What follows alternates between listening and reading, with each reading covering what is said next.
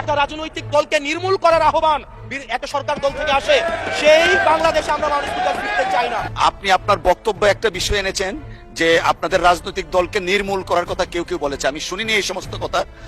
পুরোপুরি তাদেরকে নির্মূল করা যায় রাজনৈতিক ভাবে, সেইভাবে আমাদেরকে কাজ করতে হবে। তবে নির্মূল করার এই শব্দটা ইতিবাচক রাজনীতি সংস্কৃতি বহন করে না। আজকে এই সংসদে আমাদের একটা ন্যাশনাল এগ্রিমেন্টের দিকে যেতে হবে।